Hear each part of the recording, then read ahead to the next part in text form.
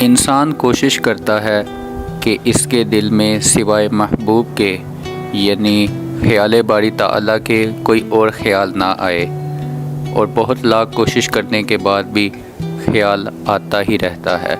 پھر وہ انسان پریشان ہو جاتا ہے اور روتا ہے، دعائیں مانگتا رہتا ہے اور پھر گھبرا جاتا ہے، لیکن اس کو یہ معلوم ہی نہیں کہ قلب کی جو حالت ہوتی ہے وہ شارع عام کی سی ہے۔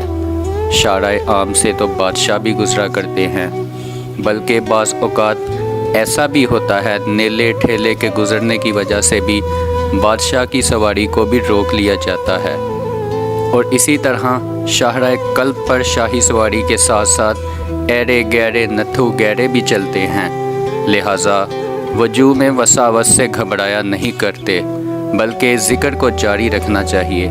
اس سے خیالات ازفد رفع ہو جاتے ہیں اور اللہ دل میں ہی بسا کرتا ہے۔ ایک شخص نے بزرگ سے کہا کہ میں سکون چاہتا ہوں، میں سکون چاہتا ہوں۔ بزرگ نے کہا اپنے اس جملے میں سے میں نکال دے، یہ ایک تکبر کی علامت ہے، اور چاہتا ہوں نکال دے، یہ خواہش نفس کی علامت ہے، اور اب دیکھ تیرے پاس اب سکون ہی رہ گیا ہے۔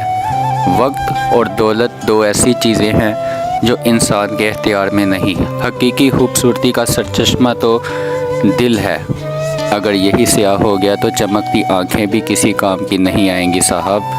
وقت انسان کو مجبور اور دولت انسان کو مغرور بنا دیتی ہے۔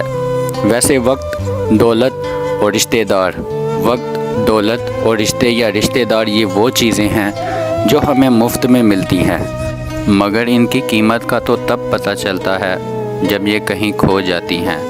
اور یاد رکھیے وقت ہی مرتا ہے۔ میں یہ تو نہیں جانتا کہ یہ جاندار ہوتا ہے یا بے جان، لیکن مرتا ضرور ہے۔ جیسے مردے کو دوبارہ زندہ کرنا ناممکن ہے، ویسے انسان جتنا لاکھ چاہے تب بھی گزرے ہوئے لمحے کو جی نہیں سکتا۔ آپ لہٰذا یوں کہا جا سکتا ہے کہ وقت تو سب کو ملتا ہے زندگی بدلنے کے لیے، لیکن زندگی دوبارہ نہیں ملتی وقت کو بدلنے کے لیے۔ ایک بیماری نے دولت سے کہا تم کتنی خوش نصیب ہو کہ ہر کوئی تمہیں پانے کی کوشش کرتا ہے اور مجھ سے دور بھاگتا ہے۔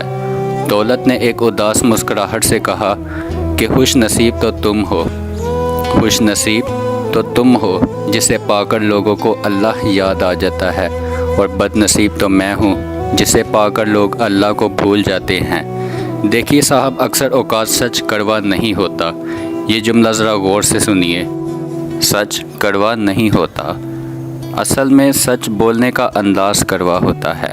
ہم سچ بولنے کے ساتھ ساتھ اکثر دوسرے کو ذلیل کر رہے ہوتے ہیں، اور توقع یہ رکھتے ہیں کہ یہ جو ہماری ذلیل کرنے کی حرکت ہے اس کو سچ سمجھا جائے۔ یاد رکھیے کہ اللہ کو زبان اور آنکھ میں سختی پسند نہیں ہے، اسی لیے دونوں میں اللہ نے ہڈی رکھی ہی نہیں۔ اپنی آنکھوں میں بھی نرمی لائیے اور اپنی زبان میں بھی نرمی لائیے، کیونکہ اللہ کو ان میں سختی پسند نہیں ہے۔ اگر تو اللہ کو ان میں سختی پسند ہوتی تو ان میں ہڈی ضرور رکھتا۔ اسی لیے اپنی آنکھوں اور زبانوں کو نرمی میں اور اپنے کنٹرول میں لائیے اور صبر سے کام لیجیے۔ جزاک اللہ۔